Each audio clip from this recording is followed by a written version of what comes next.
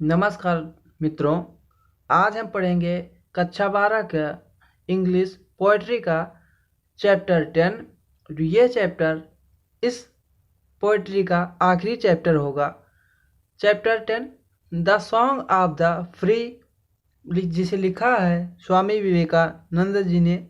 इस कविता में मुख्यतः विवेकानंद जी ने हमें अपने जीवन में आने वाली परेशानियों से डरना नहीं चाहिए, यही बताया है। और यह भी बताया है क्योंकि ये सभी परेशानियां हमारी शक्तियों के विकास करने के लिए प्रेरित करती हैं। और वास्तविक शक्तियां तभी पता चलती हैं कि हमारे अंदर वास्तविक शक्तियां कौन कौन सी हैं। महान लोग वे हैं जो अपनी जीवन की कठिनाइयों को पूरे साहस से सामना करते हैं और हमेशा सत्य की मार्ग पर चलते हैं। यही बताने का प्रयास किया है स्वामी विवेकानंद जी ने। हम पढ़ते हैं चैप्टर 10 और उसका स्टेंजा फर्स्ट। स्टेंजा फर्स्ट है the wounded snake its hood unfurls, the flame stirred up doth blaze, the desert air resound the calls of heart struck lions rage। इसमें कवि कहते हैं कि एक सांप अपने फन को उठाकर अपनी शक्ति का प्रदर्शन तब करता है जब वह घायल हो जाता है, जख्मी हो जाता है। दूसरे लाइन में कहा गया है कि यदि हम लौ को बुझाने की कोशिश करते हैं तो वह और अधिक प्रकाश के साथ जलती है। इसी प्रकार जब एक सिंह घायल होता है तो वह जोर से दहाड़ लगाता है, जिससे सब लोग डर जाते हैं। इसलिए जब एक मनुष्य को बहुत अधिक सताया जाता है या वह बहुत ज़्यादा कठिनाई में होता है तो वह अपनी शक्ति का प्रदर्शन करता है, यही बताया है। स्टेंजा सेकंड, इसमें भी कवि ने कठिनाइयों में पूरे साहस के साथ सामना करने की बात कही है।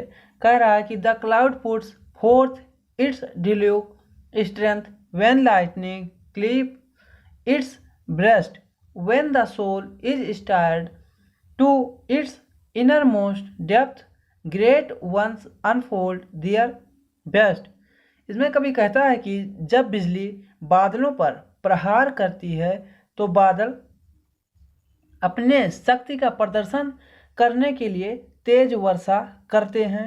इसी प्रकार जब व्यक्ति अपनी जीवन की कठिनाइयों से प्रभावित होता है तब भी वह अपनी आंतरिक शक्ति से उनका सामना करता है या अपनी आत्मा की शक्ति से उनका सामना करता है। कठिनाइयों की स्थिति में महान लोग वे हैं जो अपने जीवन की कठिनाइयों का सामना करने के लिए सर्वश्रेष्ठ प्रयास करते हैं। स्टेंजा थर्ड, इसमें कवि कहता है कि let eyes grow dim and heart grow faint and friendship fail and love betray, let fate is its 100 horrors send and clotted darkness block the way. कवि कहता है कि आंखें धुंधला देख सकती हैं, हृदय बहुत क्षीण हो सकता है, मित्र हमें छोड़कर जा सकते हैं। द फ्रेंडशिप फेल मतलब मित्र हमें छोड़कर जा सकते हैं। एंड लव बैटरी मतलब कि हमारे प्रिय हमारे प्रति बेवफा हो सकते हैं, मतलब वो धोखा दे सकते हैं। फिर बताएगा let fate its 100 horror send मतलब दुर्भाग्य हमारे ऊपर दुखों की बारिश कर सकता है। And clotted darkness block the वे और घना अंधकार हमारा मार्ग रोक सकता है। अज्ञानता हमारी प्रगति को रोक सकती है, परंतु हमें इन सभी परिस्थितियों में अपनी अलौकिक आत्मा में विश्वास रखना चाहिए और अपने लक्ष्य की तरफ अग्रसर रहना चाहिए।